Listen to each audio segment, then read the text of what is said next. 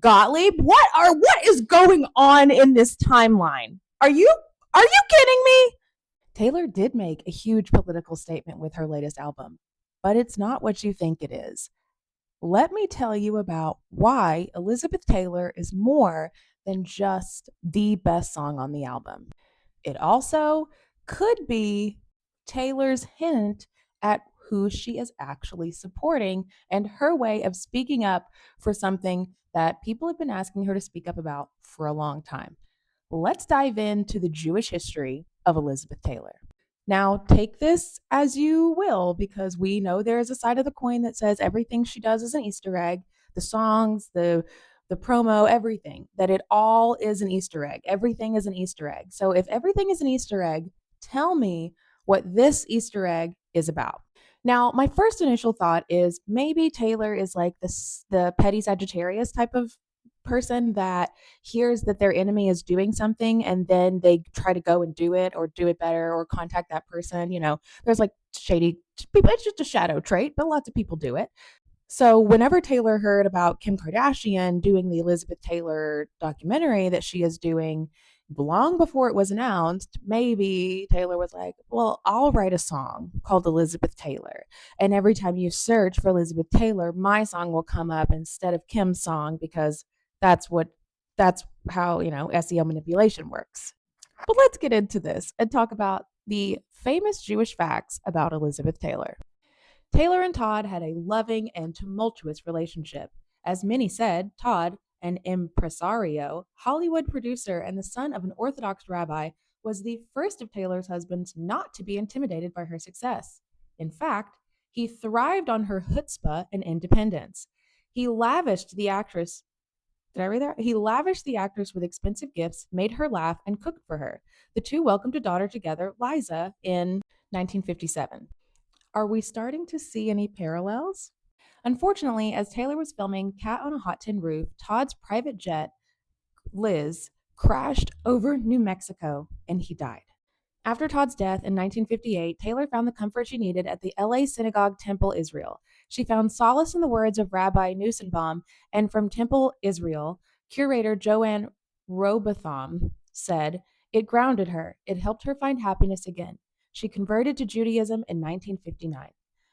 Judaism had absolutely nothing to do with my past marriage to Mike or my upcoming marriage to Eddie Fisher, both of whom were Jewish. It was something I had wanted to do for a long time, Elizabeth Taylor said. Taylor's Hebrew name was Elisheba Rachel, and I'm sorry. Oh, God, I'm so sorry if I just said that wrong. Eddie Fisher and Taylor were married in a Jewish ceremony at Temple Beth Shalom in Las Vegas on May 12, 1959. The affair between the two famously broke off Fisher's marriage with actress Debbie Reynolds. This was the tea of the day, guys. Like, when this happened, it was like, it would literally be like if somebody left somebody who was relatively famous at the time to go date somebody else that was famous, and then they end up getting married. And here's a photo from their wedding. The marriage unfortunately didn't last because Taylor fell in love and had an affair with Cleopatra co-star Richard Burton, and the two wound up leaving their respective partners and getting married. So let's take a second to pause here. Be the Burton to his Taylor. You mean the affair. So I don't know who is talking about what, but the lyrics, be the Burton to his Taylor, definitely suggests that this relationship was built on affairs, on infidelity from both parts, maybe. I don't know. That's just the facts. Moving on. In 1961, Taylor and Eddie Fisher sang together in Hebrew in Moscow at a concert for U.S. service members while visiting the Russian city for a film festival. Before Gal Gadot, Taylor was the first Jewish actress to face backlash after being cast as Cleopatra back in 1963. I love how he said, before Gal Gadot. Taylor was put on an Arab blacklist, officially banning all of her films from Arab countries, after it was discovered that she supported Israel and spent $100,000 on Zionist bonds. She was removed from the blacklist, however, after Egyptian officials watched Cleopatra in a private screening and decided it would be good for PR for Egypt. They weren't wrong. Cleopatra is still one of Taylor's most iconic roles, and the movie won 4 Oscars. It also mentioned Egypt 122 times. In the summer of 1976, Taylor offered herself as a hostage to replace the 248 Air France hijack victims held in Entebbe Airport in Uganda by the Popular Front of the Liberation of Palestine as part of Operation Entebbe. I'm saying it wrong. Just correct me in the comments phonetically, please. Go ahead. This was revealed at a JNF gala in honor of Taylor and her then husband, Senator John W. Warner. 2 years later, Taylor had a small role in Victory at Entebbe, a made for TV movie about the kidnapping. She played Edith Vilnovsky opposite Kirk Douglas, who played Herschel. In the film, Richard Dreyfuss played Yoni Netanyahu. Yoni? Really? Sorry. But you just, oh my God. Moving on. Along with Orson Welles, Taylor narrated the 1982 Holocaust documentary. Back in 1982, Taylor went on a 10-day mission to the Mideast to promote peace.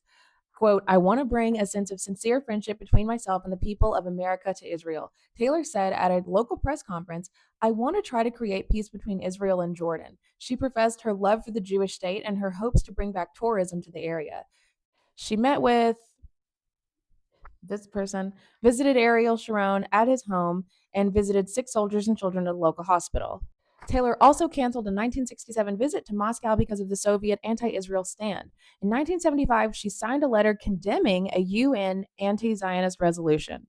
Taylor gave a lot to Jewish causes. Back in 1959, she bought $100,000 in Israel bonds, and in 1967, she raised $840,000 for Israel.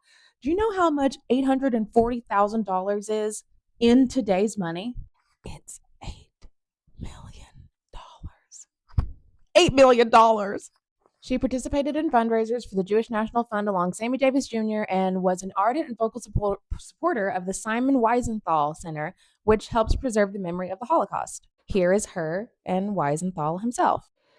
In 1985, Taylor co-founded the National AIDS Research Foundation with a Jewish doctor and immunologist, Dr. Michael Gottlieb. What?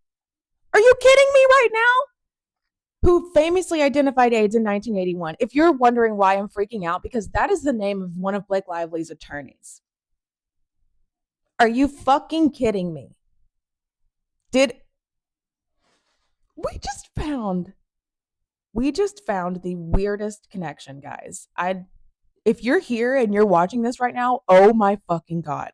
Okay, I'm going to try to get through this now. After her death from congenital heart failure in 2011, Taylor was buried at the Forest Lawn Cemetery, which is an intimate Jewish funeral ceremony attended by 40 people. Guys, I've literally walked through. There are so many forest lawns, but they're all owned. I think they might be all owned by people, but there's a forest lawn not far from me. And oh my God. As Taylor requested, the ceremony started 15 minutes late because Taylor wanted to be fashionably late one last time. It was presided by Rabbi Jerry Cutler, who founded the Creative Arts Temple in West LA. Taylor was buried a day after her death in a simple wooden casket as per her Jewish tradition. Taylor was known for her lavish jewelry, but she also had a Judaism collection. 2 of her menorahs were auditioned off in 2020. One of them was apparently a gift from Israel from her head of security. So her head of security was probably IDF guy, like a retired IDF guy. In 1960, guys, Elizabeth Taylor is the equivalent of famous of what Taylor Swift is today. Like the amount of security one has to have in your life and the things that you aren't allowed to do because you would be in danger of with the general public. That's the level of famous Elizabeth Taylor was. A rare 2-minute recording of her conversion played at a Jewish museum exhibit, Becoming Jewish, back in 2015. The exhibit was dedicated to the Jewishness of Taylor and Marilyn Monroe, who was also Jewish. While the press often pitted the two very different actresses against each other, there was no rivalry between Monroe and Taylor. In fact, when Monroe ran into hard times after being fired from Something's Gotta Give, Taylor gave her some advice. I also found this article, Taylor Swift's Life of a Showgirl puts Elizabeth Taylor and her Jewish identity back in the spotlight, has fans buzzing about Elizabeth Taylor. Here's the Jewish story behind the legend. And you can pause to read some of this here and some more here. Just type that into the search bar and you'll be able to find it on Google if you'd like to read this whole article. So let's start a discussion in the comments. If you made it all the way through this video, congrats, because you just had a wild revelation along with all of us. Let's talk about it in the comments and follow me for more of these sidebar investigative deep dives that just, we don't know where they're going to go.